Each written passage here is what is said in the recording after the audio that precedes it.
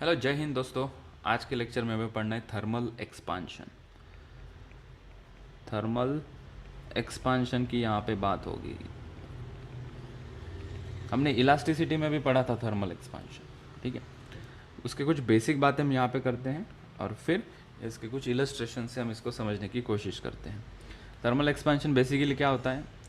Expansion of substances, expansion of substances due to rise in temperature। ऐसा क्यों? Temperature बढ़ाने से एक्सपांड क्यों होते हैं सब्सटेंस? तो यहाँ पे एक डायग्राम मेरे पास है। ओके, हम सॉलिड की बात कर रहे हैं। सॉलिड का ये इंटरमोलिकुलर स्ट्रक्चर है। जूम करके देखा माइक्रोस्कोपिकली तो ऐसे स्ट्रक्चर हमें दिख रहा है, ठीक है। एक दूसरे के बीच में बॉन्डिंग है, ये नेबर्स हैं, भाईचारा है इन सभी के बीच में, मतलब दे हैव बॉन्डिंग, ठीक है। जैसे हम हीट करेंगे due to thermal agitation, due to thermal agitation मतलब कि इनका ऑसिलेशन स्टार्ट होगा। ऑसिलेशन स्टार्ट होगा, इनके पास एक एनर्जी बढ़ेगी। एनर्जी बढ़ेगी मतलब इनके पास वेलोसिटी पार्टिकल की बढ़ जाएगी। पार्टिकल की वेलोसिटी बढ़ेगी, ये कोलिजन वगैरह करेंगे और इन सभी के बीच का सेपरेशन क्या हो जाएगा? इंक्रीज होते हुए चला जाएगा, ठीक है। तो हमें एक चीज़ यहाँ से पता चली कि टेम्परेचर बढ़ाने से इन पार्टिकल्स की वेलोसिटी बढ़ती है। वेलोसिटी बढ़ने से ऑसिलेशन बढ़ता है या वाइब्रेशन बढ़ता है पार्टिकल का, चाहे सॉलिड हो, चाहे लिक्विड हो, चाहे गैस हो, ठीक है। तीनों में उनका ऑसिलेशन या वाइब्रेशन ऑफ पार्टिकल इंक्रीज होता है, ठीक है। तो उससे क्या होगा? इनके बीच का जो डिस्टेंस है, पार्टिकल के मॉलिक्यूल का बीच का डिस्टेंस, वो बढ़ जाएगा।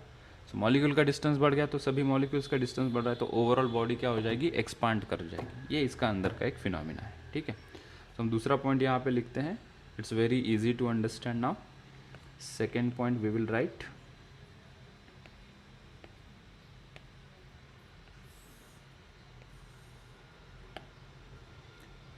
सेकेंड पॉइंट में लिखो बेटा, क्या लिखो? ये लिखो, due to thermal agitation, due to thermal agitation मतलब क्या होता है? Thermal agitation that is nothing but random oscillation या oscillatory motion of a particles. किसके पार्टिकल्स? ऑफ ए सब्सटेंस, ठीक है। अच्छा, एक और सबसे बेसिक बातें बोल रहे हैं कि क्यों होता है, कैसे होता है, ठीक है। ये जो थर्मल एनर्जी इनके पास आई है, thermal energy, it is directly proportional to temperature, हम ऐसा कह सकते हैं। मतलब किसी सब्सटेंस को अगर हम हीट करेंगे, इसको मैं हीट करता हूँ तो एक तो इसका टेम्परेचर राइज होगा, ठीक है, या इसका फेज चेंज होगा, चेंज इन फेज। दोनों ही सिचुएशन में, ये पहले देखा ना हमने कि हीट करेंगे तो एक टेम्परेचर राइज होगा या फेज चेंज होगा। ज़्यादा हीट नहीं सप्लाई करेंगे तो सिर्फ टेम्परेचर इंक्रीज होगा, बट इन बोथ केस इनकी वाइब्रेशन एनर्जी बढ़ जाएगी क्योंकि हम इसको हीट सप्लाई कर रहे हैं, ठीक है। और धीरे धीरे धीरे धीरे धीरे इनके बीच का डिस्टेंस बढ़ते जाएगा, बढ़ते जाएगा, बढ़ते जाएगा। बहुत ज़्यादा हीट दे दी तो मॉलिक्यूल का सेपरेशन इतना बढ़ जाएगा कि मॉलिक्यूल के बीच में बॉन्डिंग ही टूट जाएगी, so it will change it's phase, ठीक है। इनकी तो बात कर ली कि ये स्पेसिफिक हीट क्या होती है, लैटेंट हीट क्या होती है। हम एक्सपांशन की बात करेंगे अभी। What will talk about expansion, ठीक है। सो नेक्स्ट स्लाइड पे चलते हैं, या यहीं पे हम उसका बेसिक फिनोमिना लिख लेते हैं, ठीक है, कि क्या होता है बेसिकली। हीट देने से, मैंने हीट दिया, ओके, हीट देने से क्या हो गया? इस हीट किसको दी मैंने? सब्सटेंस को हीट दी। सब्सटेंस को हीट देने से क्या हो गया? इसका टेम्परेचर क्या होगा? इंक्रीज होगा। टेम्परेचर इंक्रीज होने से क्या होगा? इसका रैंडम ऑसिलेशन इंक्रीज होगा। रैंडम ऑसिलेशन इंक्रीज होने से क्या होगा? Intermolecular particle collision will increase. हम सिंपल भाषा में इसको लिखेंगे, collision of particle will increase, particle will increase. Collision increase होने से क्या होगा? कोलिजन इंक्रीज होने से क्या होगा? पार्टिकल के बीच का स्ट्रेस इंक्रीज हो जाएगा, स्ट्रेस विल इंक्रीज। खींचातानी होगी ना, कोलिजन कर रहे, मारा मारी हो रही है अंदर, स्ट्रेस इंक्रीज हो जाएगा पार्टिकल के बीच में। उससे क्या होगा? झगड़े चालू हो जाएंगे, केओस क्रिएट हो जाएगा, separation between particle will increase. तो हमने कहा स्ट्रेस इंक्रीज होने से यहाँ पे separation between particle increases. Separation increase होने से क्या होगा, बॉडी के डायमेंशंस चेंज हो जाएंगे, किसी की लेंथ चेंज हो जाएगी, किसी का एरिया चेंज हो जाएगा, या किसी केस में बॉडी का पूरा वॉल्यूम चेंज हो जाएगा। सो इससे होगा डायमेंशन। इसको डिफरेंट कलर से लिखते हैं क्योंकि हीट सप्लाई करने से क्या हो रहा है ये डायरेक्ट रिजल्ट मुझे बताना था।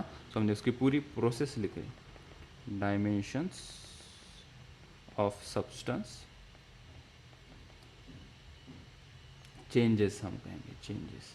डायमेंशन मतलब एरिया, लेंथ भी हो सकती है या इसका वॉल्यूम होगा, depending upon which type of body it is.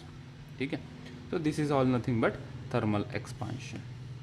इसी को हम क्या कहेंगे, this is nothing but thermal expansion. Heat करने से ये सभी चीज़ें अंदर हो रही है। ठीक है, ऑल राइट। ठीक है, इतना हो गया। पार्टिकल का डिस्टेंस बढ़ गया, थर्मल एक्सपांशन से क्या होता है, एरिया वॉल्यूम वगैरह चेंज हो जाता है। ठीक है, तो ये सभी सर एक चीज़ें मिनट डायमेंशंस सुनता ना, चेंज होती है। हाँ बोलो बोलो, क्या बोल रहे हो? लिख रहा था एक मिनट। लिखना था, लिखना था, लिखो लिखो लिखो।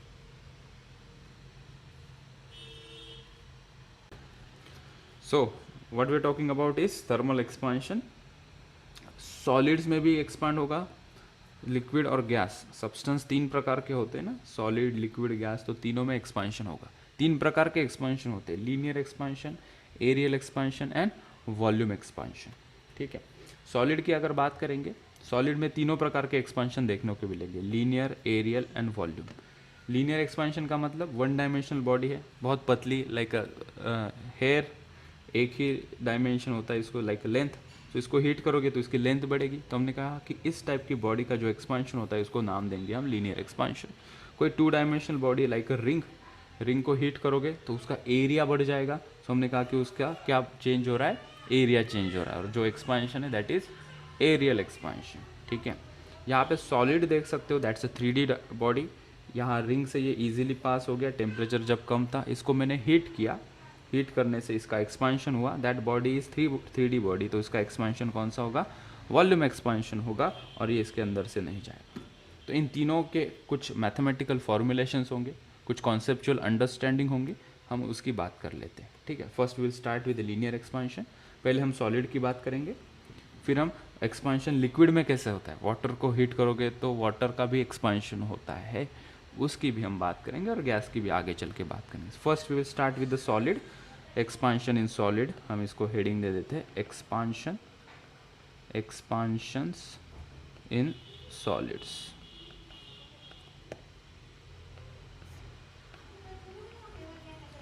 एक्सपांशंस इन सॉलिड। ठीक है, पहला हम बात करते हैं लीनियर एक्सपांशन। लीनियर एक्सपांशन, इसको हमने इलास्टिसिटी में पढ़ा है, it will be easy to understand now. कोई रॉड ले लेते हैं, ठीक है, और रॉड को हमें बस क्या करना है, हीट करना है। दिस इज रॉड, ओरिजिनली इसकी लेंथ L थी किसी टेम्परेचर T पे। ठीक है, इसका टेम्परेचर T1 था, इसको हमने हीट किया टेम्परेचर T2 पे। तो हमने ऑब्जर्व किया यहाँ पे इसकी लेंथ क्या हो रही है, इंक्रीज हो गई, इतने अमाउंट से इसकी लेंथ क्या हो गई, इंक्रीज हो गई, इतना एक्सपांड कर गया। ठीक है, ये यहाँ पे डेल्टा L अमाउंट से ये एक्सपांड हो गया। ठीक है, एक एंड को हमने फिक्स्ड रखा है, इसको हमने फिक्स्ड रखा है, नहीं तो हो भी सकता है ये यहाँ से एक्सपांड हो। ठीक है, तो बता दिया कि एक एंड फिक्स रखा है। सो मैंने टेम्परेचर कितना इंक्रीज़ किया, तो हम उसको कहते हैं डेल्टा T। ठीक है, फाइनल टेम्परेचर T2 हुआ एंड इनिशियल टेम्परेचर क्या था, T1 था। ओके, सो डेल्टा T मेरा मिल गया T2 माइनस T1।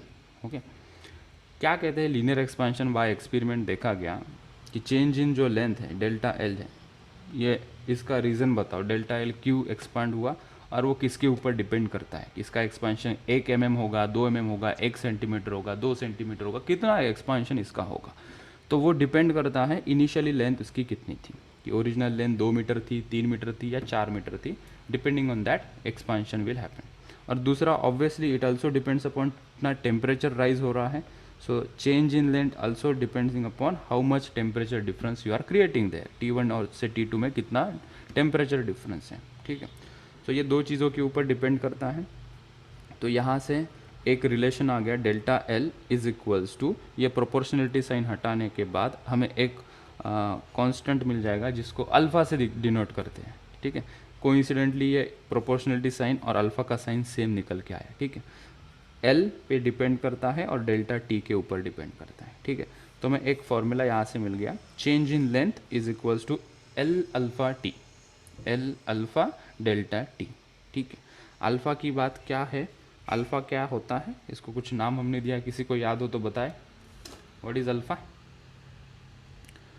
कुछ नाम दिया था, Coefficient of coefficient linear of thermal expansion. Linear expansion, ठीक है। इट इज़ अ कांस्टेंट, और इस कांस्टेंट को हमने स्पेसिफिकली नाम दिया, लेंथ चेंज होता है सिर्फ, तो इस अल्फ़ा को कहते हैं कोएफिशिएंट ऑफ लीनियर एक्सपांशन, ठीक है। लेंथ इंक्रीज हो गई इसकी, ठीक है। इसका दूसरा वर्जन भी लिख सकते हैं, यहाँ पे हम डेल्टा एल को लिख सकते हैं, व्हाट इज़ डेल्टा एल, जैसे डेल्टा टी क्या था, T2 माइनस T1, इसको नीचे लेके आता हूँ, ये यहाँ पे मैं लेके आता हूँ, इस फॉर्मूला को मैं रीड्रॉ करता हूँ। So I am writing this as 1 and second I am discussing few part below. So delta t is nothing but this, and we can say delta L भी क्या होगा, अगर डेल्टा टी जैसा इसको लिखेंगे, final length minus initial length, ठीक है। तो ये जो delta L is equals to L alpha delta T मैंने लिखा था यहाँ पे, अगर डेल्टा L को मैं L final minus L initial के टर्म में लिख दूँ, तो यहाँ पे ये जो L था that is initial length alpha into delta T आ जाएगा, और यहाँ से फाइनल लेंथ हमें मिल जाएगी, ये जो लेफ़्ट का माइनस है इधर आके प्लस हो जाएगा, so L I plus L I alpha delta T. So अगर यहाँ से इसको थोड़ा सिंप्लीफाई करते हैं, एल आई कॉमन लेते हैं, 1 प्लस अल्फ़ा डेल्टा टी, ये भी एक फॉर्मूला बनता है। ये हमने पहले ही देख चुके हैं, हमें इलास्टिसिटी में इतना रिपीट कर दिया हमने बात को, ठीक है। सो ये रही linear expansion in solid.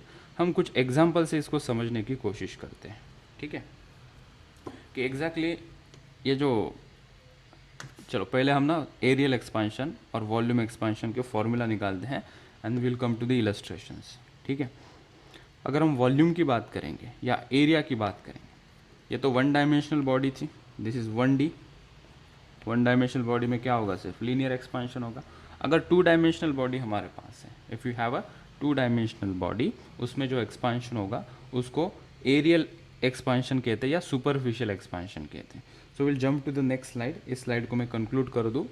Solids का एक्सपांशन हम देख रहे हैं, टेम्परेचर बढ़ाने से ये जो कितनी लेंथ इंक्रीज होती है उसका हमें फॉर्मूला मिल गया, delta L is equals to L alpha delta T. Increase in the length depends upon original length कितनी है और टेम्परेचर कितना राइज तुम कर रहे हो, ठीक है। उसको और सिंप्लीफाई किया मैंने, तो मुझे फाइनली लेंथ कितनी हो जाएगी, ये फाइनल लेंथ कितनी हो जाएगी उसका फॉर्मूला मुझे मिल गया। If I consider this as a final length, और ये जो ओरिजिनल लेंथ है उसको अगर मैं एल आई से दिखा दूँ तो उसके टर्म में भी हमें ये आंसर मिल सकता है, ठीक है। It's simple to understand this much only, आसानी से यहाँ तक हम आ सकते हैं, ठीक है ना। जंपिंग बैक या jumping forward to the second, जिसको हम कहेंगे एरिया एक्सपांशन, या इसका बुकिश अच्छा वाला नाम है superficial expansion, superficial expansion, superficial expansion, ठीक है। कोई स्क्वायर प्लेट ले लेते हैं to take an illustration. If you take a square plate like this, ठीक है, जिसकी लेंथ L हो एंड ब्रेड्थ B हो, ठीक है। इसको हीट किया जाए, when you supply a heat, इसको जब हम हीट करेंगे ये एक्सपांड करेगा, एंड लेट से इसकी लेंथ और ब्रेड्थ दोनों बढ़ जाएगी। एक्सपांड करने से हमें पता है इंटरमॉलिक्यूलर डिस्टेंस बढ़ता है, और उसके कारण क्या हो जाएगा, इसके डायमेंशंस इंक्रीज हो जाएंगे। ये इतना बड़ा हो गया, लेट से हीट करने के बाद it has increase this much amount, ठीक है। लेंथ इसकी इंक्रीज हो गई डेल्टा एल से, ये जो लेंथ है लेट से इतना इंक्रीज हुआ, और ये जो ब्रेड्थ है वो डेल्टा बी से इंक्रीज हो गई, ठीक है। हमें ऐसा फॉर्मूला निकालना है इसके अंदर, बताओ कि एरिया कितना टेम्परेचर के कारण इंक्रीज होगा, कुछ रिलेशन होगा क्या। तो उसको हमने इस प्रकार से जज किया। सबसे पहले हम देखते हैं कि इसका इनिशियल एरिया कितना था। इनिशियल एरिया इसका कितना था, लेट्स से वो था ए। इनिशियल एरिया ए कितना होगा, वो L इंटू बी, ठीक है। Final area, final area, final area हम कैसे निकालेंगे, ए फाइनल से दिखाएंगे। अभी जस्ट हमने देखा लेंथ में इंक्रीज़ होती है टेम्परेचर के कारण, तो कुछ फार्मूला बना हमने देखा हमारे पास कुछ फार्मूला है, ये वाला फार्मूला देखते हैं। लेंथ अगर इंक्रीज़ होती है तो फाइनली लेंथ कितनी हो जाएगी, initial length into 1 plus alpha delta T. तो यहाँ पे लेंथ और ब्रेड दोनों इंक्रीज़ हो रहा है, तो यहाँ पे हम लिख सकते हैं finally area is equals to length का एक्सपांशन के कारण length will increase L into 1 plus alpha delta T. और ब्रेड भी इंक्रीज़ हो रही है तो ब्रेड के लिए भी वही एक्सपांशन लगाएंगे हम, एक्सप्रेशन लगाएंगे B into 1 plus alpha delta T, ठीक है। दोनों एक्सपांड हो रहे हैं, इन दोनों को अभी हम कंबाइन कर देंगे। इन दोनों को क्या करेंगे, हम कंबाइन कर देंगे और इसको सॉल्व करेंगे। ये L इंटू बी यहाँ पर आ गया, इन दोनों टर्म को मैंने साथ में यहाँ लिखा। ये 1 plus alpha T 1 plus alpha delta T का स्क्वायर हो जाएगा, 1 प्लस अल्फ़ा डेल्टा टी का ये हो गया होल स्क्वायर, ठीक है। यहाँ पे अप्रॉक्सीमेशन लेते हैं, जैसा कि फिजिक्स अप्रॉक्सीमेशन पे ही चलता है। यहाँ पे क्या अप्रॉक्सीमेशन होगा, अगर टेम्परेचर डिफरेंस ज़्यादा नहीं है, for if we consider for delta T या अल्फ़ा डेल्टा टी काफ़ी छोटा है, ठीक है, मतलब टेम्परेचर डिफरेंस कम है और इसका एक्सपांशन कोएफिशिएंट भी अगर कम है तो हम इसको अप्रॉक्सीमेट कर सकते हैं, और यही हमारे पास है सिलेबस में, ठीक है। तो हमें पता है ये तो बायनोमियल है, दिख रहा है भाई। बायनोमियल तो बहुत फेमस हो गया अभी, बहुत बार हमने यूज़ किया है। बायनोमियल एक्सप्रेशन में अगर एक क्वांटिटी एक से छोटी होती है तो अप्रॉक्सीमेशन में हम क्या करते हैं, वो फार्मूला है ना 1 plus x raise to n. अगर x काफ़ी छोटा है तो 1 प्लस एन एक्स इसको लिखते हैं, जब x is very very much smaller than the other counter part that is 1 से छोटा है, तो ऐसा। तो सिमिलरली हम इसको लिख सकते हैं यहाँ पे A final is equals to L into B 1 plus 2 alpha delta T, 1 plus 2 alpha delta T, ठीक है। तो मेरे पास ये एक्सप्रेशन आ गया। L इंटू बी को हम थोड़ा सा ओरिजिनल वाले फॉर्म में लिख देंगे। L इंटू बी क्या था, एरिया, ओरिजिनल एरिया A था। So final area is equals to ये initial area into 1 plus 2 alpha delta T. इसको अगर थोड़ा गौर से हम देखेंगे तो यहाँ पे 2 अल्फ़ा आया है, एरिया की जब मैं बात कर रहा हूँ यहाँ पे 2 अल्फ़ा आया है। सिंपली जब एक ही डायमेंशन चेंज हो रहा था दैट इज़ लेंथ, तो यहाँ पे अल्फ़ा आया था। और एरिया की पूरी बात हम करते हैं, दैट इज़ 2 डायमेंशनल बॉडी की हम बात करते हैं जिसमें 2 डायमेंशन चेंज हो रहे हैं, तो यहाँ पे 2 टाइम्स ऑफ अल्फ़ा आया है। इसको हमने दूसरे सिंबल से रिप्लेस कर दिया जिसको हमने कहा बीटा, ठीक है। तो और यहाँ से एक रिलेशन आ गया, beta is equals to 2 alpha. Beta is equals to क्या मिला मुझे, 2 अल्फ़ा, ये रिलेशन मुझे यहाँ से मिला, ठीक है। So when we talk about areal or superficial expansion, तो एरिया चेंज होगा, और जब एरिया चेंज होगा तो यहाँ पे हम लिखेंगे formula A final is equals to A plus A final is equals to A into 1 plus beta into delta T, beta into delta T. मुझे इसे हाईलाइट करना था, इसको बॉक्स कर देते हैं, ठीक है। ये दो चीज़ें हमें यहाँ से मिली, ठीक है। ये 2, ये 3, और इसको मैं लेबल कर देता हूँ 1, ठीक है। मतलब कहीं आगे जाके कुछ रेफरेंस देना होगा तो 1 2 3 से हम बता सकते हैं। सो इसको अगर कंक्लूड करते हैं, एरियल एक्सपांशन क्या है, अगर 2 डायमेंशनल ज्योमेट्री है, यहाँ पे जैसे कि स्क्वायर प्लेट लिया था जिसकी लेंथ L थी, ब्रेड B थी, हीट कर दिया तो लेंथ भी बढ़ जाएगी, ब्रेड भी बढ़ जाएगी। तो हमें इसकी एरिया कितना इंक्रीज़ हुआ, इसका एरिया जो इतना बढ़ गया है वो फाइनली कितना हो जाएगा ड्यू टू टेम्परेचर इंक्रीज़, वो हमें फाइंड आउट करना था। तो हमें ये एक्सप्रेशन मिला, यहाँ पे कुछ अप्रॉक्सीमेशन हमें करना पड़ा, और यहाँ पे S2 अल्फ़ा को हमने रिप्लेस कर दिया बीटा से, ठीक है। और इस बीटा को कुछ नाम दोगे ना, इस बीटा को हम कहेंगे, बीटा भैया है coefficient of superficial expansion, beta भैया is coefficient of superficial expansion, ठीक है, this is the coefficient of superficial expansion. ठीक है, वैसे वॉल्यूम भी एक्सपांड होगा। कोई अगर 3 डायमेंशनल बॉडी है, जैसे कि हम यहाँ पे अभी क्यूब ले लेते हैं, हम आगे चलते हैं, थर्ड बिट डिस्कस करते हैं, जहाँ पे हम बात करेंगे अभी क्यूबिकल एक्सपांशन। क्यूबिकल एक्सपांशन या वॉल्यूम एक्सपांशन भी इसे हम कह सकते हैं, volume expansion.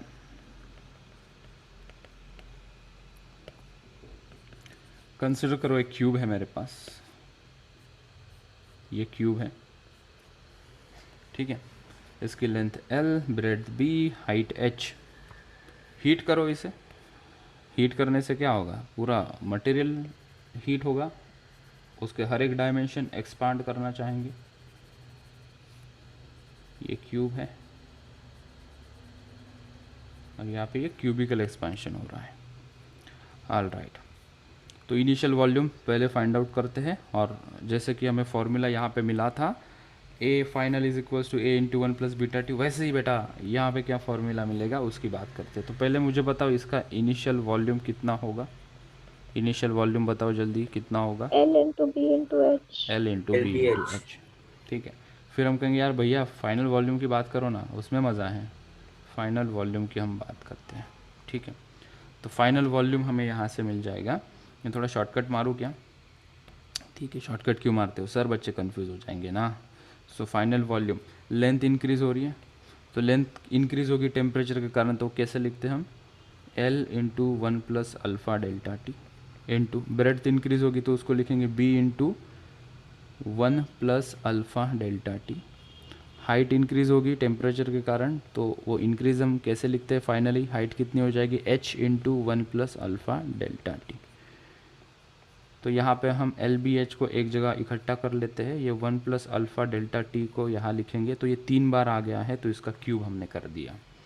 So finally volume हमें मिल गया, ये LBH तो ओरिजिनल वॉल्यूम है, तो इसको V से रिप्लेस कर दिया। यहाँ पे हम बाइनोमियल एक्सप्रेशन लगाते हैं, तो अगर अल्फ़ा डेल्टा टी स्मॉल है, ठीक है, तो हम यहाँ पे लिख सकते हैं 1 प्लस, बताओ क्या लिखूँ इसको, 3 alpha delta 3 T. Alpha delta T. Alpha delta T हम इसे लिख देंगे। ठीक है, हम कहेंगे अभी यहाँ पे ये जो 3 अल्फ़ा है ना, इसको ग्यामा से रिप्लेस कर दो। So when we talk about volume expansion, हमें फॉर्मूला मिल गया V into one plus gamma delta T, ये रहा फॉर्मूला। ठीक है, so when we talk about volume expansion, gamma word हम यहाँ पे यूज़ करेंगे। और ग्यामा का क्या होता है, what is gamma, this gamma is nothing but coefficient of cubicle expansion, coefficient of cubicle expansion. ठीक है, इसको हाईलाइट कर लिया और इस फॉर्मूला को भी हमने हाईलाइट कर लिया यहाँ। इसको लेबल कर देते हैं 3 से और इसको लेबल कर देते हैं 4 से। ठीक है, तो देखो 3 फॉर्मूले आ गए। एक तो इसको कंक्लूड कर दूँ, क्यूबिकल एक्सपांशन 3 डायमेंशन है, 3D बॉडी है, this is a 3D body. 3D body में वॉल्यूम एक्सपांड हो जाएगा, हर एक डायमेंशन अपना अपना इंक्रीज करेगा, लेंथ, ब्रेड एंड हाइट। वो फॉर्मूला में मिला, finally volume will increase due to temperature, वो फॉर्मूला है V into one plus gamma delta T. What is gamma, it is nothing but 3 times of alpha. ठीक है, अगर linear expansion तीनों का सेम है, अल्फ़ा, लेंथ, ब्रेड्थ और height का, तो हम 3 अल्फ़ा को ग्यामा लिख सकते हैं। ठीक है, so to summarize we have 3 formulas. पहला फार्मूला है, यहाँ पे हम समरी लिखते हैं, राइट सम समरी हियर। पहला फार्मूला मुझे मिल गया L is equals to L not one plus alpha delta T. दूसरा फार्मूला मुझे मिल गया A is equals to A not, symbolically तुम A फाइनल A इनिशियल के साथ खेल सकते हो, one plus beta delta T. तीसरा फार्मूला मुझे मिल गया V is equals to V naught one plus gamma delta T. ठीक है, और साथ ही साथ इनके भाई लोग alpha is equals to 2 beta, सही लिखा ना, नहीं उल्टा लिखा है sir, beta is equals to 2 alpha and gamma is equals to 3 alpha. एक रिलेशन हमें मिला। और एक दो रिलेशन यहाँ से हम बिल्टअप कर सकते हैं जो हमें न्यूमेरिकल में हेल्प करेंगे, हम साइमल्टेनियसली उसे भी मेंशन कर देते हैं। ठीक है, इससे हम ये कह सकते हैं ना कि alpha is to beta is to gamma is equals to 1:2:3। ठीक है, एक अल्फ़ा है, बीटा 2 टाइम्स ऑफ अल्फ़ा है, गामा 3 टाइम्स ऑफ अल्फ़ा है। So the relation between alpha beta gamma it is in the ratio of 1:2:3। ठीक है, और एक यहाँ से चीज़ हम कह सकते हैं कि alpha is equals to beta by 2। ये 2 अगर इधर चला जाएगा तो we can say alpha is equals to beta by 2 is equals to gamma, और इसका relation alpha is equals to gamma by 3, ये कह सकते हैं। या इसको हम ऐसे भी कह सकते हैं जो न्यूमेरिकल में काफ़ी यूज़फुल होगा, इसलिए हम इसको 2-3 टर्म्स में देख रहे हैं। अगर इसको मैं 6 से मल्टीप्लाई कर दूँ इस पूरे एक्सप्रेशन को, तो ये हो जाएगा 6 अल्फ़ा, यहाँ पे मैं 6 से अगर मल्टीप्लाई कर देता हूँ तो ये हो जाएगा 3 बीटा, अगर यहाँ पे भी 6 से मल्टीप्लाई कर देता हूँ तो ये हो जाएगा 2 गामा। सो एक ये वाला थोड़ा याद रखने की कोशिश करेंगे और इसको समझदारी से रिकॉल करने की कोशिश करेंगे। ठीक है, सो ये समरी रही कि थर्मल एक्सपेंशन में ये चीज़ें हो रही है। ठीक है, अब थोड़ी कोर बातें कर लेते हैं इसकी, थोड़ा लॉजिक बिल्डअप कर लेते हैं। कुछ एग्जांपल से हम इसका लॉजिक बिल्डअप करने की कोशिश करते हैं। कुछ एग्जांपल्स हम यहाँ पे लेते हैं। सर एक बार पीछे वाला स्लाइड। पीछे वाला स्लाइड लेता हूँ, इसे छाप लो जल्दी से। ओके, एक एग्जांपल लेते हैं अभी।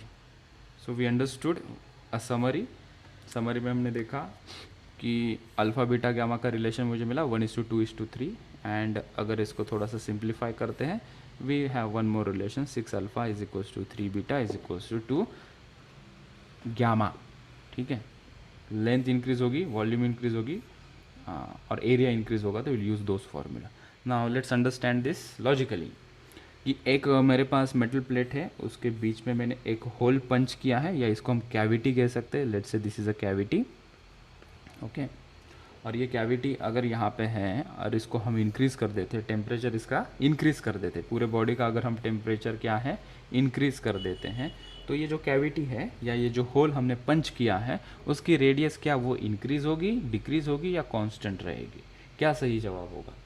तो हमने सोचा इसके अंदर हमने देखा कि अगर वो सिचुएशन अगर यहाँ पे हम थोड़ा सा इलस्ट्रेट कर पाएँ, मान लो कि ये यहाँ पे मेटल प्लेट थी, ठीक है, और उसकी रेडियस मेजर करने के लिए हमारे पास स्केल नहीं है, तो एक हमारा देसी जुगाड़ हम यहाँ पे करते हैं कि ये जो रेडियस आर है उसके पैरेलल एक मैंने रेड लाइन यहाँ पे ड्रॉ की है, और इसकी लेंथ रिप्रेजेंट करेगी रेडियस की लेंथ। ठीक है, या रेडियस रिप्रेजेंट कर रही है। अगर मैं इसे हीट कर देता हूँ, if I heat this, heat करते हैं इसे, मैं थोड़ा इसे कॉपी कर देता हूँ, यहाँ पे पेस्ट कर देता हूँ। ठीक है, अगर इसको हीट करेंगे तो ये एक्सपांड हो जाएगा। When it expands, now let's try to measure the radius, क्या वो इंक्रीज़ हुई, डिक्रीज़ हुई? तो हमने देखा कि ये रेड लाइन तो छोटी पड़ रही है, इसका मतलब है कि टेम्परेचर बढ़ाने से सभी डायमेंशंस बढ़ते हैं, और साथ ही साथ जो कैविटी है उसकी रेडियस भी क्या हो रही है, यहाँ पे इंक्रीज़ हो रही है। Now you will say sir आपने तो ये यहाँ पे स्केल किया है, इंक्रीज़ किया, इसका क्या कनेक्शन है? देखो, जब हमें डिजिटली किसी भी चीज़ को देखते हैं तो वो पिक्सल्स होते हैं, ये सभी पिक्सल्स होते हैं, और इन पिक्सल्स को अगर हम एनलार्ज कर देंगे तो इनके बीच का डिस्टेंस भी बढ़ रहा है। इसका मतलब है कि हमारे मॉलिक्यूल्स का भी ऐसा ही कुछ हाल है ना, हम इसका टेम्परेचर बढ़ाते हैं तो इनके बीच का डिस्टेंस क्या हो जाता है, बढ़ जाता है।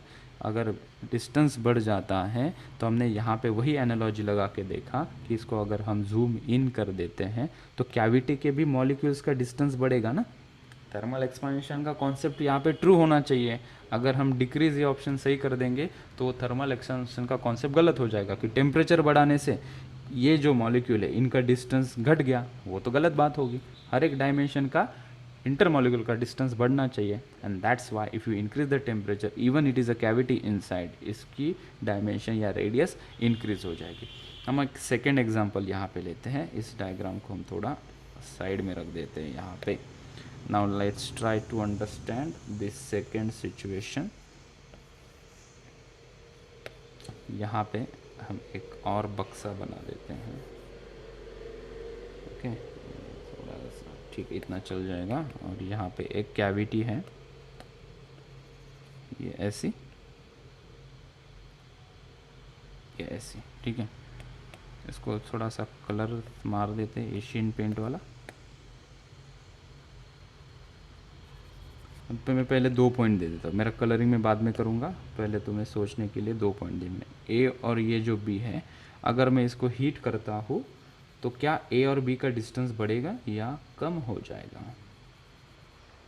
Whether the distance will increase और डिक्रीज, बताइए। ए और बी का सेपरेशन बढ़ेगा या कम हो जाएगा, या वो सेम रहेगा if I increase the temperature? Question is same. If the temperature is increased, if the temperature increase, then distance between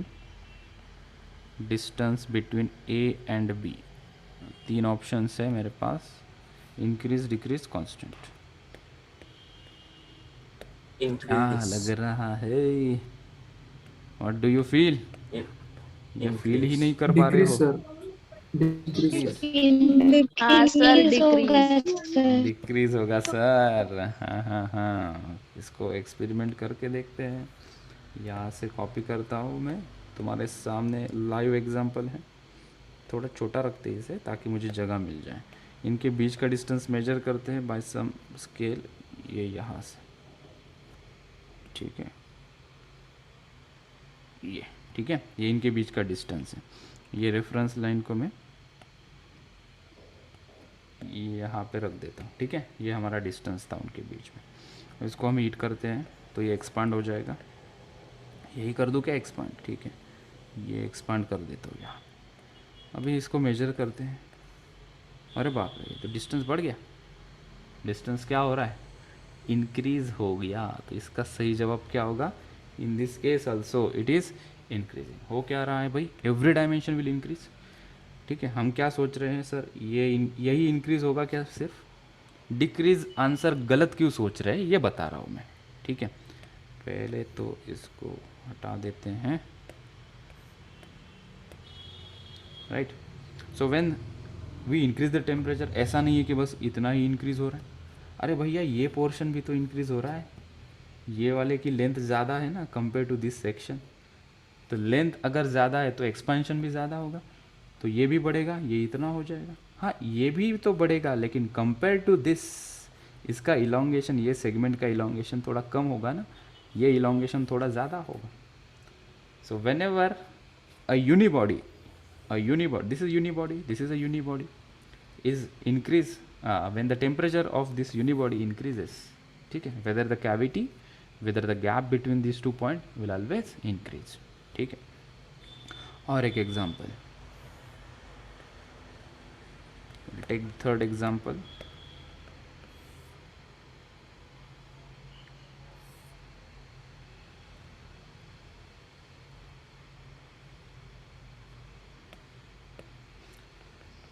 Third example में I'm taking the same cavity as in the first case, but this time I'm taking 2 cavities. But this time we'll take 2 cavities. एक यहाँ पे है, एक यहाँ पे है, ठीक है। यहाँ पे 2 पॉइंट्स हैं, ये पॉइंट A है और ये पॉइंट B है, ठीक है। इनके बीच का डिस्टेंस क्या इंक्रीज होगा या डिक्रीज होगा, ये हमें पूछना है। इन दोनों के बीच का डिस्टेंस क्या होगा? The distance between A and B will increase और डिक्रीज, द सेम क्वेश्चन।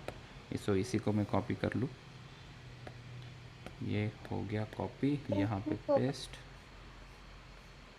और यहाँ पे हमें ये बोलना है कि A और B का डिस्टेंस विल इट इंक्रीज और विल इट डिक्रीज? क्या लगता है? मेरे हिसाब से कांस्टेंट होगा। ओके, और दूसरों मित्रों, इंक्रीज होगा सर। इंक्रीज होगा, सर इंक्रीज होगा सर। इंक्रीज होगा, right. So option A is correct, the distance between this 2 particle will increase, ठीक है। सर मेरा क्या मतलब है, वो जो दो सर्कल्स है ना सर, हम्म अगर बॉडी इंक्रीज होगी तो वो सर्कल भी इंक्रीज होंगे, तो फिर उन हम्म दोनों का मतलब डिस्टेंस भी सेम ही होगा ना। हो। क्या यही क्योंकि बस इंक्रीज हो रहे हैं क्या? ये इंक्रीज होगा, बराबर है, सही बात है, ये भी इंक्रीज होगा। लेकिन ये जो सरफेस के ऊपर भी जो मॉलिक्यूल्स है वो भी तो एक्सपांड कर रहे हैं ना। ये भी इंक्रीज हो रहा है, ये भी इंक्रीज हो रहा है, ये सभी डायमेंशन इंक्रीज हो रहे हैं, कैविटी का डायमेंशन भी इंक्रीज हो रहा है। The separation between this two will also increase. ठीक है, इसका ऑप्शन सही क्या होगा? ऑप्शन है। द सेम लॉजिक, अभी फिर से मैं इसको बनाऊंगा, इसको स्केल अप कर दूंगा, इनके बीच का डिस्टेंस क्या हो जाएगा? बढ़ जाएगा। ठीक है, ऐसा नहीं है कि सर फिर ये प्लेट बढ़ रही है, ये भी बढ़ रहा है। अरे compare to this length, compare to this length, ये जो सर्कल है इसका डायमेंशन छोटा है तो इसका एक्सपांशन इतना होगा, बट ये लेंथ बड़ी है ना, मोर is the length, more is the expansion. If you cut this circle and see its length, this is this much, तो इसका एक्सपांशन इतना होगा कुछ। ठीक है, उसकी वजह से थोड़ा गैप कम हो जाएगा, ये एक बात सही है। लेकिन दूसरी बात उसके कॉन्ट्रास्ट में क्या है, ये जो सरफेस की लेंथ है वो उससे काफ़ी बड़ी है तो उसका इलोंगेशन इतना होगा। So due to this cavity थोड़ा सा कॉन्ट्रैक्शन हुआ, लेकिन ड्यू टू दिस लेंथ उसका इलोंगेशन बड़ा है compare to the contraction happen because of this two cavities. Contraction नहीं कहेंगे, इसका डायमेंशन बढ़ेगा तो हम कहेंगे डिस्टेंस कम होगा। तो हमने कहा नहीं जी, तुमने इसे देखा ही नहीं, ये वाली length, because of this length the separation is more. ठीक है, and because of that separation is more, the length distance between A and B we can say it is increasing. एक तीसरा एग्जाम्पल लेते हैं जिसका आंसर इंक्रीजिंग ना हो। ठीक है, थर्ड एग्जाम्पल कहाँ? नेक्स्ट पेज पे जाते हैं। थर्ड नहीं, fourth example, let's illustrate the fourth example.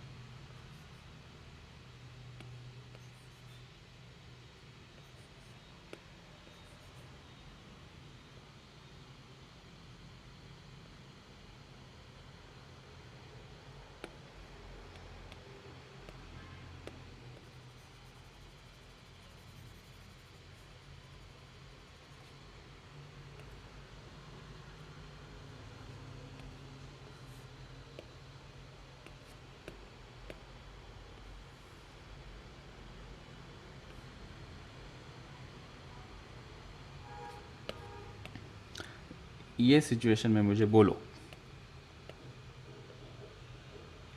This is a different body made of different material और may be the same material. ठीक है, और ये एक दूसरी body,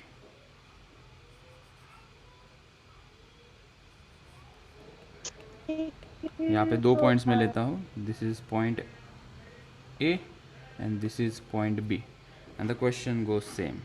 if the temperature increase then the distance between A and B का क्या होगा? तेरा क्या होगा डिस्टेंस? है 4 ऑप्शन से डिस्टेंस के लिए भाई।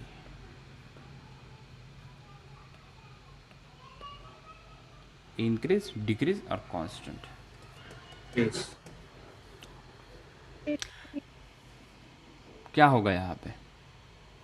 Decrease sir. यहाँ पे ऐसा पकड़ के स्केल अप नहीं कर सकते अभी। इन दोनों के बीच में कोई जॉइंट है क्या?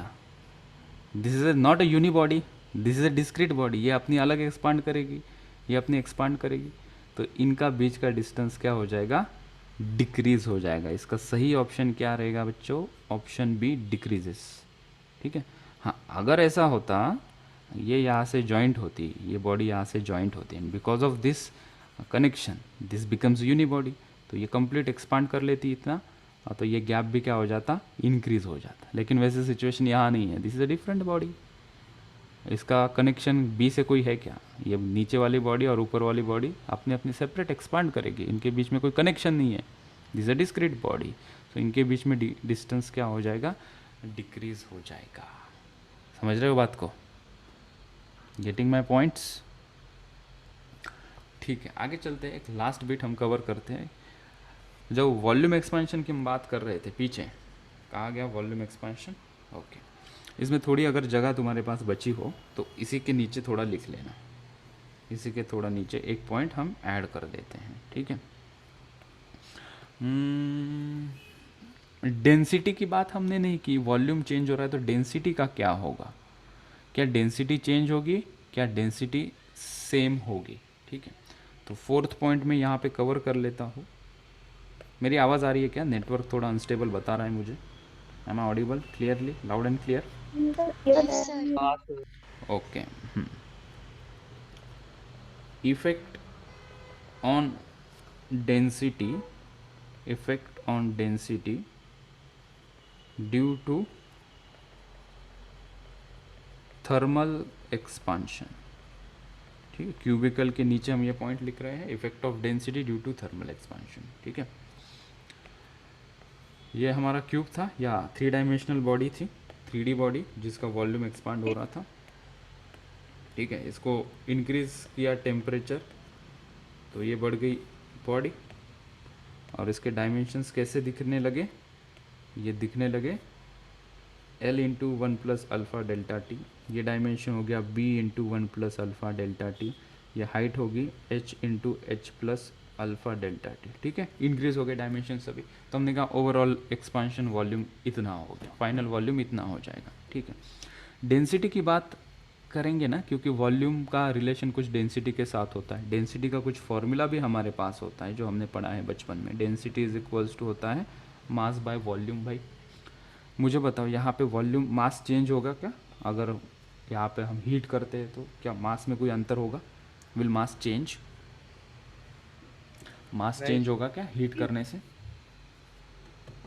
कोई ऑब्जेक्ट है उसको गर्म कर दो, ठीक है, 1 kg का 2 kg नहीं बनेगा, वो मास तो कांस्टेंट रहेगा। डिस्टेंस इंक्रीज हो रहा है ना, इंटरमॉलिकुलर डिस्टेंस इंक्रीज हो रहा है, लेकिन मॉलिक्यूल्स तो उतने ही है, पार्टिकल्स तो उतने ही है, तो mass will not change even if you increase the temperature. तो ये भैया कांस्टेंट है, दिस इज कांस्टेंट। ये वेरी हो रहा है कैसे वेरी हो रहा है? ये इतना वेरी हो रहा है। ठीक है, if you increase the temperature, final density हम मान लेते हैं rho dash. So rho dash is equals to m upon V dash, m upon V dash हो जाएगा। So let me add some page here. कहा गया, हाँ इसके नीचे कॉपी बैकग्राउंड,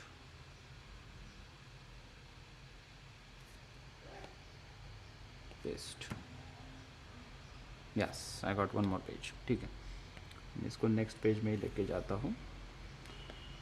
सो खुले आसमान में इसे हम एक्सप्लेन कर पाए यहाँ पे। हाँ ये देखो यहाँ पे, ठीक है।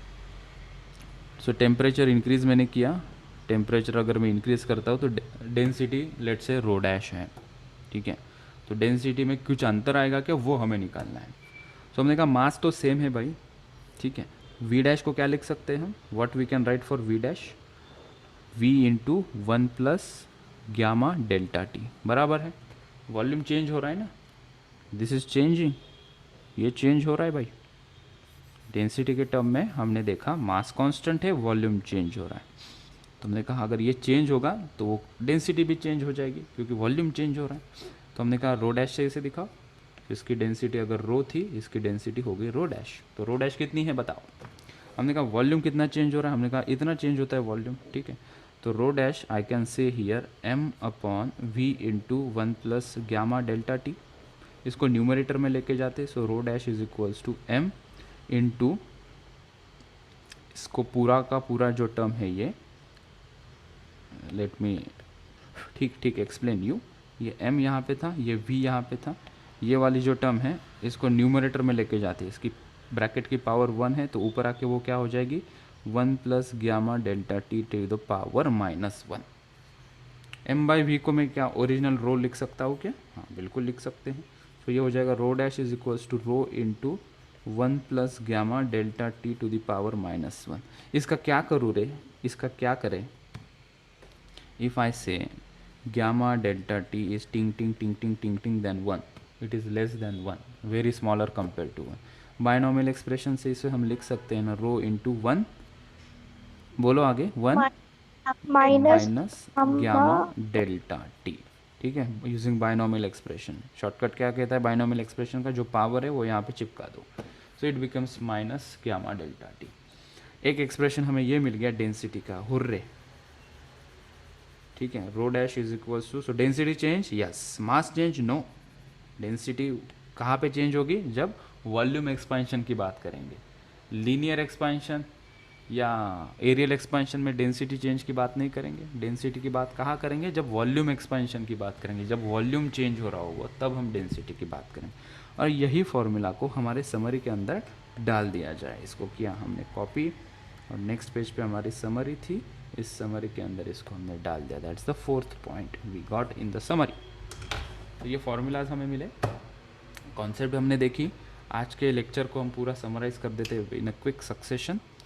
स्टार्ट हमने यहाँ से किया। थर्मल एक्सपेंशन होता क्या है? टेम्परेचर बढ़ाने से मॉलिक्यूल का डिस्टेंस बढ़ जाता है तो वो एक्सपांड कर जाता है। कौन कौन एक्सपांड हो सकते हैं? Solid, liquid, gas. कैसे कैसे एक्सपांड हो सकते हैं? लीनियरली, एरियली या पूरा वॉल्यूम एक्सपांड हो सकते हैं। इसके कुछ एग्जांपल्स, ये रेलवे ट्रैक के बीच में अगर गैप नहीं रखोगे तो वो क्या हो जाएगा?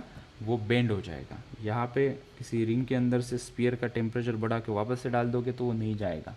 सॉलिड की अगर हम पहले बात कर ले, लिक्विड और गैस कल परसों के लेक्चर में आ जाएंगे। सॉलिड कैसे एक्सपांड हो सकता है? तो पहले हमने देखा सॉलिड 1 डायमेंशनल, 2 डायमेंशनल, 3 डायमेंशनल हो सकते हैं। मतलब रॉड है, रिंग है या क्यूब है, तो उनके एक्सपांशन अलग अलग ट्रीट हम करेंगे। तो हम कहेंगे 1 डायमेंशनल बॉडी का एक्सपांशन हम डिफाइन करेंगे लीनियर एक्सपांशन से। हमें फॉर्मूला मिल जाएगा कि फाइनली टेम्परेचर बढ़ाने से लेंथ कितनी इलोंगेट हो गई? तो initial length into 1 plus alpha delta T. Alpha क्या है? Coefficient of linear expansion. कोई तुम्हें पूछेगा alpha depends upon material. Alpha किसके ऊपर डिपेंड करता है? मटेरियल के ऊपर। एल्यूमिनियम लिया तो एक्सपांशन अलग होगा, कॉपर लिया तो कुछ अलग एक्सपांशन होगा। So this coefficient, majority case में कोएफिशिएंट मटेरियल के ऊपर डिपेंड करते हैं। ठीक है। फिर हम कहते हैं एरियल एक्सपांशन। एरियल एक्सपांशन के अंदर क्या है? एरियल एक्सपेंशन के अंदर हमने देखा ये दोस्तों, अरे भाई जब चाहिए तब माइक ऑन नहीं होता, अभी क्यों ऑन कर रहा है? राइट। सो एरियल एक्सपेंशन में हमें फॉर्मूला मिला ये वाला। इसके अंदर एक कोएफिशिएंट मिला beta which is equals to 2 times of alpha. Linear expansion. Sir आपकी आवाज क्लियर नहीं आ रही है। बाकी लोगों को क्लियर नहीं आ रही है? सभी लोग मुझे फटाफट से रिप्लाई दें। आ रही है आ रही सर। है सर, आ रही है। उसके पास Yes, प्रॉब्लम है। ठीक है। क्लियर है तो sir. Beta is equals to 2 alpha, एक रिलेशन यहाँ से मिला एरियल एक्सपेंशन से। फिर हम वॉल्यूम एक्सपेंशन की तरफ चले। वॉल्यूम एक्सपेंशन का फॉर्मूला मिला हमें V final is equals to V into 1 plus gamma delta T. Gamma का एक रिलेशन हमें मिला with alpha. So gamma is equals to 3 times of alpha. Density का इफेक्ट भी हमने देखा कि डेंसिटी क्या होगी जब वॉल्यूम बढ़ेगा। तो हमने कहा डेंसिटी विल डिक्रीज। ऐसा तो कह ही सकते हैं ना हम, वॉल्यूम बढ़ेगा तो डेंसिटी इसकी क्या हो जाएगी? डिक्रीज। तो वो कमेंट भी यहाँ पे लिखते हैं। तो volume increases, mass constant, then density decreases. कह सकते हैं हम आराम से, क्योंकि it is inversely proportional. Volume increase तो डेंसिटी डिक्रीज अगर मास कांस्टेंट है। तो डेंसिटी कितनी डिक्रीज होगी? इतनी डिक्रीज होगी। वो एक्सप्रेशन हमें मिल गया। वॉल्यूम की टर्म यहाँ लिखी, उसको न्यूमरेटर में लेके आया, बाइनोमियल एक्सप्रेशन लगाया तो -1 यहाँ पे सब्स्टिट्यूट हो गया, वो बन गया minus. So rho dash is equals to original density into 1 minus gamma delta T. Expression मिल गया। यहाँ पे इसकी समरी हमने बना दी और एक लॉजिकली हम कुछ एग्जांपल्स देखते हैं। तो कैविटी हो या यूनिबॉडी के बीच में कोई ऐसा गैप हो या कोई भी दो पार्टिकल का डिस्टेंस की बात हो, टेम्परेचर बढ़ाने से सभी पार्टिकल का डिस्टेंस क्या हो जाएगा? इंक्रीज हो जाएगा। But not always. if you compare these two bodies differently placed near each other, if you heat them, the distance between these 2 points will decrease। क्योंकि ये बॉडी के बीच में कोई कनेक्शन नहीं है। कनेक्शन होता तो इसका ऑप्शन ए सही होता। तो आज के लेक्चर में इतना ही। कल के लेक्चर में इसके आगे हम बात करेंगे कि गैस में या लिक्विड में एक्सपेंशन कैसे होता है। पेंडुलम के अंदर भी हम टाइम पीरियड की बात करेंगे। टेम्परेचर बढ़ाने से उसके अंदर क्या चेंजेस होते हैं उसके टाइम पीरियड में। सो आज के लेक्चर में इतना ही। Take care, thank you so much.